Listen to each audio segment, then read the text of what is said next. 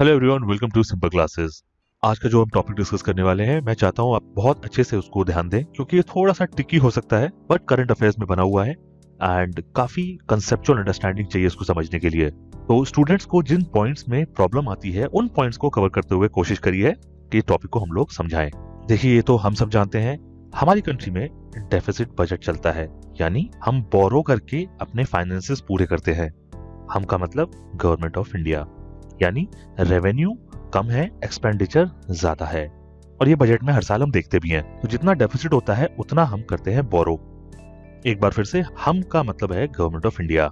Of late ये topic news में इसलिए है कि गवर्नमेंट ऑफ इंडिया अवॉइड कर रही है डोमेस्टिकली पैसा रेज करना। कोशिश इस तरीके से की जा रही है कि एक्सटर्नल बोरोइंग की जाए, क्योंकि डोमेस्टिक बोरोइंग्स की वजह से कुछ इश्यूज जनरेट हो रहे हैं हमारी इकोनॉमी में। तो आज के टॉपिक में हम लोग ये समझेंगे कि एक्सटर्नल बोरोइंग के क्या फायदे हैं in comparison to the problems जो जनरेट हो रही हैं बिकॉज ऑफ डोमेस्टिक बोरोइंग। चलिए इस टॉपिक को स्टार्ट करते हैं। Before we start this topic, मैं आपसे रिक्वेस्ट करूंगा दैट सब्सक्राइब आवर चैनल। चलिए लेट्स स्टार्ट दिस वीडियो। जैसे कि आप यहाँ पे हेडिंग देख सकते हैं, एक्सटर्नल बोरोइंग क्यों प्रेफर्ड है in comparison to domestic borrowing as of now. आज के सिनेरियो में गवर्नमेंट ऑफ इंडिया क्यों एक्सटर्नल बोरोइंग को प्रेफर कर रही है डोमेस्टिक बोरोइंग्स के ऊपर। तो यहाँ पे हमें ये समझना है कि अगर government of India domestic borrowing करती है, यानी कंट्री के अंदर से पैसा बोरो करती है, तो वहां से दो मेजर इश्यूज जनरेट होते हैं। पहला इशू क्या है वो हम लोग समझते हैं। जैसे कि यहाँ पे जो ग्रीन पार्ट शेड किया हुआ है, इंडिया में as of now yield rates already ज्यादा हैं, बढ़े हुए हैं। यील्ड रेट्स क्या होता है? यील्ड रेट्स का मतलब है अगर गवर्नमेंट ऑफ इंडिया लोन लेती है तो उस लोन पे जो रिटर्न्स देने होंगे वो ज्यादा हैं। ठीक है, इसका मतलब अगर अभी लोन लेगी गवर्नमेंट ऑफ इंडिया तो उसको महंगा पड़ेगा लोन लेना, क्योंकि अभी यील्ड रेट्स ऑलरेडी हाई हैं हमारी कंट्री में। जब यील्ड रेट्स ऑलरेडी हाई हैं, अगर ऐसे सिनेरियो में गवर्नमेंट ऑफ इंडिया बोरो करने जाता है मार्केट में, यानी डोमेस्टिक मार्केट में, इससे क्या होगा? यील्ड रेट जो ऑलरेडी हाई है वो और ज्यादा बढ़ जाएगा। अब यहाँ पे समझना है कि ऐसा क्यों होगा। अब देखिए, यहाँ पे सिंपल डिमांड सप्लाई का खेल चालू हो जाता है। मान लीजिए ये सारा वो पैसा है जो मार्केट में अवेलेबल है लोन के लिए। गवर्नमेंट को चाहिए ये पैसा वो बोरो करे, और साथ में प्राइवेट और रिटेल लोग भी हैं या रिटेल प्लेयर्स भी हैं जो इस पैसे को लोन के रूप में लेना चाहते हैं। तो अब लेने वाले जो हैं वो बहुत ज्यादा हो गए हैं, जबकि जो पैसा लोन के फॉर्म में दिया जाता है वो लिमिटेड है। अब लिमिटेड चीज के लिए लेनदार बहुत ज्यादा बढ़ गए हैं। अब आप खुद सोचिए, तो ये पैसा जो मिलेगा उस पैसे की डिमांड बहुत ज्यादा बढ़ जाएगी। अब किसी चीज की डिमांड बढ़ जाएगी तो उसका इंटरेस्ट भी बहुत ज्यादा बढ़ जाएगा। इंटरेस्ट ऑलरेडी ज्यादा है। इसकी वजह से गवर्नमेंट ऑफ इंडिया अगर डोमेस्टिक मार्केट से बोरो करेगी तो जो यील्ड रेट बढ़ी हुई है वो यील्ड रेट और ज्यादा बढ़ जाएगी। वो यील्ड रेट इसलिए बढ़ जाएगी, जैसा कि मैंने बताया, पैसा जो है वो लिमिटेड है। बहुत सारे लोग बहुत कम पैसों को फॉलो करने लगेंगे। अब हर कोई, आप, मैं और हमारे आसपास जितने भी लोग हैं, वो सब किसी एक चीज के पीछे पड़ जाएं तो उस चीज की डिमांड बढ़ जाएगी। अब डिमांड बढ़ने से क्या होगा? उसको बोरो करने की कॉस्ट भी बढ़ जाएगी, क्योंकि उसका रेट ऑफ इंटरेस्ट बढ़ जाएगा।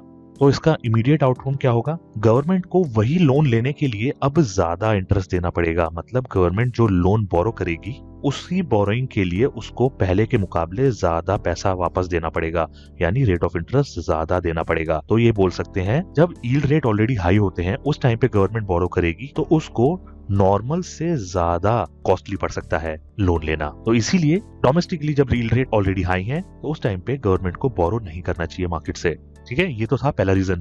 अब चलते हैं, डिस्कस करते हैं दूसरा रीजन। अब देखिए, दूसरा रीजन पहले रीजन से रिलेटेड है। पहला रीजन क्या था? यील्ड रेट ऑलरेडी बढ़ा हुआ है, मतलब गवर्नमेंट अगर लोन लेगी उस पे जो रेट ऑफ इंटरेस्ट देगी वो बहुत ज्यादा होगा। अब रेट ऑफ इंटरेस्ट बढ़ गया है क्योंकि यील्ड रेट ऑलरेडी हाई है, जिसकी वजह से domestically rate of interest rise कर जाएगा, जो यहाँ मैंने मेंशन करा है। इसकी वजह से बर्डन आएगा प्राइवेट कंपनीज को। क्यों आएगा? क्योंकि प्राइवेट कंपनीज को भी तो लोन चाहिए होता है, बोरोइंग वो भी करते हैं। लेकिन कंसीडर करिए वो वाला सिनेरियो जब गवर्नमेंट को बोरो नहीं करना था, तब प्राइवेट कंपनीज के लिए रेट ऑफ इंटरेस्ट नीचे होता, क्योंकि अभी गवर्नमेंट ने इंटरेस्ट नहीं दिखाया है इन लोन को लेने के लिए, जिसकी वजह से रेट ऑफ इंटरेस्ट बढ़ गया है। तो इसकी वजह से क्या होगा? प्राइवेट कंपनीज के ऊपर बर्डन आ जाएगा। जो लोन पहले वो बहुत सस्ते में ले सकते थे, अब उसी लोन को लेने के लिए उनको ज्यादा रेट ऑफ इंटरेस्ट देना पड़ेगा। अब सोचिए, मान लीजिए आपकी कंपनी है, अब आपको पता है भाई आपको लोन लेना है। पिछले साल तो आपने लोन कम इंटरेस्ट रेट पे ले लिया था, लेकिन अब आप देखेंगे क्योंकि गवर्नमेंट का भी इंटरेस्ट है, गवर्नमेंट भी बोरो कर रही है मार्केट से, इसकी वजह से रेट ऑफ इंटरेस्ट बहुत ज्यादा है। अब रेट ऑफ इंटरेस्ट ज्यादा है और आपने प्लान कर रखा है कि हमें लोन लेना है, कंपनी को एक्सपैंड करना है, मशीनरी खरीदनी है, तो आपको वो लोन लेने के लिए एक बर्डन रहेगा आपके हेड पे, क्योंकि वो लोन आपको महंगा मिलेगा।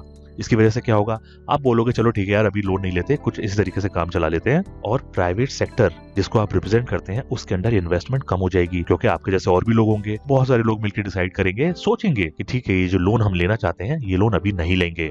तो प्राइवेट सेक्टर में जब लोन नहीं लिया जाएगा तो प्राइवेट सेक्टर में इन्वेस्टमेंट कम हो जाएगी। ये आप और हम अच्छी तरीके से जानते हैं हमारी कंट्री की इकोनॉमिक ग्रोथ में प्राइवेट सेक्टर का कितना बड़ा हाथ है।